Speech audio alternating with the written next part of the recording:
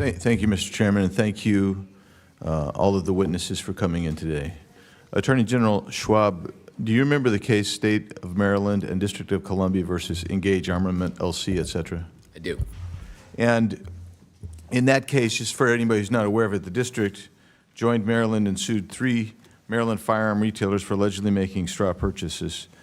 In your lawsuit, you engaged 2 outside counsel. One firm, I think it's called Every Town Law, and another was Perkins Coie. Do you remember that? I do. And how much did you pay Perkins Coie, and how much did you pay Every Town Lawsuit? Both of those outside firms are on a pro bono basis, so no money has been paid to them. You didn't pay him anything. Okay. You know, you filed that lawsuit was baseless, right? You'd agree with that now after you've read the verdict of the district court, and I'm going to go through that with you pretty clearly. Well, Mr. Biggs, as you know, that case has been dismissed and is on appeal, and given the fact that it is still part of active litigation. You don't want to talk about it. I don't blame you. I'm not going to talk about the merits while it's in active litigation. Right. I don't blame you for not wanting to talk about it, because I go through here and at least 10 times the judge said there's absolutely no basis. There's no factual basis for bringing that lawsuit. So that's pretty damning. And not only that, under Maryland law, and basically Arizona's the same way. Most cases is every bit of deference is going to be given to a party who's defending against a motion to dismiss or motion for summary judgment, right? I mean, that's normal. That's Maryland law, right? Yes, that's the standard. Yeah. And in this particular case, the judge made some very interesting comments. This is what he said. Ordinarily, leave to amend in Maryland is freely granted, particularly when a case is in an early stage, unless leave to amend would be futile or inappropriate for other reasons. This case presents such an occasion to deny the request, close quote. I don't know, I used to practice, I used to do a lot of trial work. I don't remember ever seeing something like that. That's pretty damning stuff from the court. And then it goes on, the judge goes on to say, at bottom, in the court's view, the plaintiffs hope to use the discovery process in order to construct a case. And the court correctly notes, through that discovery, the plaintiff wants to find sufficient facts to state a viable claim for relief. But right then, in the complaint, failed to state any claim for relief. And so, the question that's begged here is, why wasn't a Rule 11 sanction brought against you and the other plaintiffs' attorneys? Was a Rule 11 sanction brought?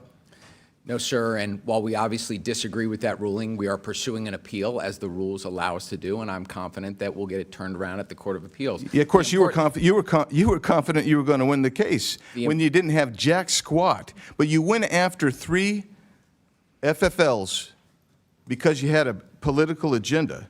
There were no sanctions. Did you have to pay attorney's fees or costs? Were any of those ordered? I didn't see them ordered in here. I assume they weren't ordered. There were no sanctions. There were no costs. So, the important thing is we were working as hard as we can in this city to keep illegal guns out. No, the important thing is, and sir, listen to me for a second. Listen to me for a second. The important thing, Mr. Attorney General Schwab, the important thing was that you were using your office to abuse gun FFLs because you don't like them, and that's the deal. Because as the judge said, you basically didn't have a case whatsoever. But you decided to use your power and your authority and make the process the punishment. That's what you chose to do. That's what you chose to do, and there's no question before you. That is not true, sir. That's exactly what this says. And that's a shame, because that's an abuse of power right there. And so you come in here, sit here, and tell us all this righteousness about power. But I'm telling you, when you're using the process itself to go after political opponents, which is exactly what you're doing. This is a philosophical issue that you have, and you used them, and you used 2 firms that you know and I know that that's their motive. The law firm, every state, that is their job. That's what they want to do. They solicit funds to go out there and sue FFLs because they don't want the Second Amendment to even exist. Read their statements. And you joined with them. Mayor Bowser, It's good to see you again. I know you do have a tough job. I'm the first to admit it. Thank you. But it's good to see you again. Thank you. And I'm out of time, so I can't ask any questions, but I do have some things I want to, Mr. Chairman, I have some UCs. Yes, proceed.